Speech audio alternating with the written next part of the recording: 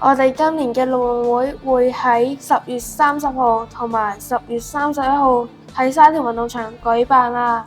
好期待啊！我都係啊，不過提提你，我哋嗰日返8點半啊，晏過平時半個鐘，不過同返學一樣，入場前要用學生證拍卡。咁你嗰日諗住搭咩車啊？我會搭巴士，然後喺禾輋邨落啊。禾輋邨對面就係沙田運動場嚟㗎啦。你呢？我應該搭地鐵。如果你喺沙田站落車，要行20分鐘左右到運動場嘅，記得預好時間啊。冇問題啦，我從來唔會遲到㗎。你快啲望下你坐邊啦，我哋嗰日會按社別坐㗎，記得唔好坐咗工作人員嘅位置啊。我係運動員嚟㗎，又點會去咗工作人員嘅位置坐呢？仲有啊，當日看台最頂嗰一行會變成通道，所以唔好坐錯位置啊！如果要去比賽場地或者去洗手間，就要由看台最側嗰2條樓梯上落，因為看台中間嘅3個出口係唔開㗎。收到，咁你比賽嗰陣會着5肉嘅運動短褲，定係着黑色緊身跑褲啊？我會着學校嘅體育服，因為我條緊身褲太短啦，唔符合校規啊。你睇下呢幅圖，黑色緊身短褲要喺膝頭哥對上大約5厘米嘅長度先可以。係喎，好彩我條褲夠長色。仲有啊，當日你記得問社長攞號碼布啊，仲要好好保管啊，唔見咗就冇得比賽㗎啦。仲有啊，得，我知你仲想提我帶水樽斟水啊嘛，我平時成日去運動場練習，點會唔知運動場有得斟水啊？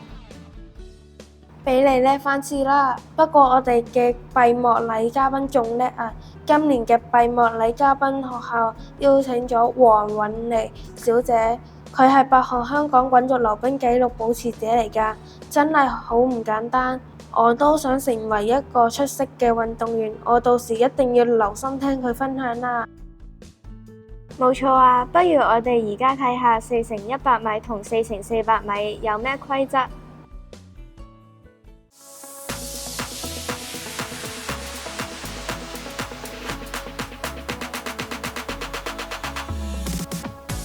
當司令台宣佈召集嘅時候，參賽嘅同學請盡快到達集合點，記得要向工作人員報到，根據接棒區位置順序坐好，然後耐心等待大會安排。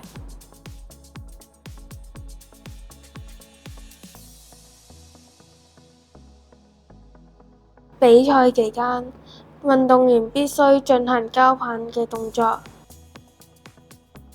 交棒必須喺交棒區範圍內進行。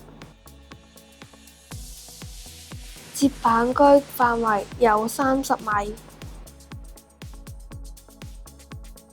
範圍內有線條提示。運動員要留意交棒區嘅範圍，否則當運動員不在範圍內交棒，隊伍將會被取消資格。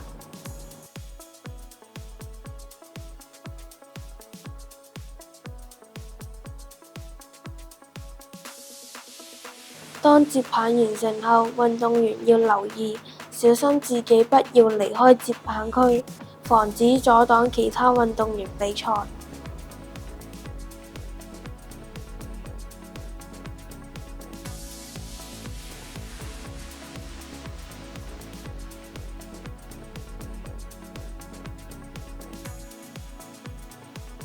如果喺交棒嘅時候遇上跌棒嘅情況，必須由交棒者冇阻擋其他嘅對手嘅情況執起，並立即返回自己嘅跑道，繼續完成交棒嘅動作，否則視為犯規，會被取消資格。呢個就係4×100嘅注意事項。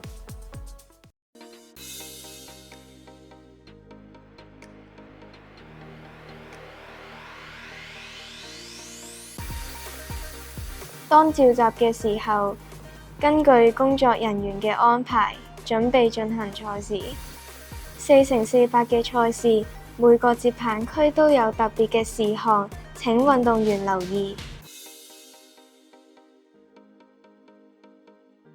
第一棒嘅位置已決定好運動員嘅跑線。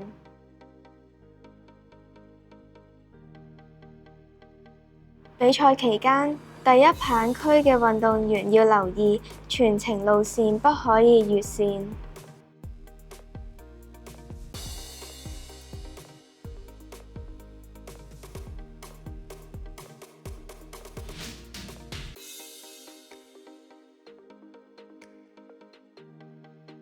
當成功交棒後，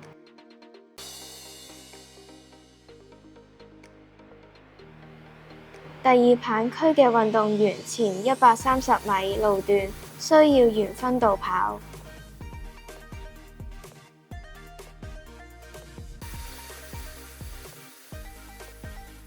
當運動員越過搶道線，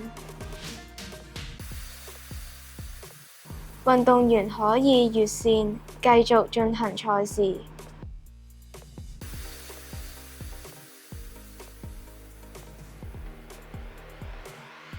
當第二棒就到終點嘅時候，裁判會決定下一隊嘅交棒位置。第三棒運動員需按照裁判嘅指示，成功交棒後，運動員可以選擇越線繼續比賽。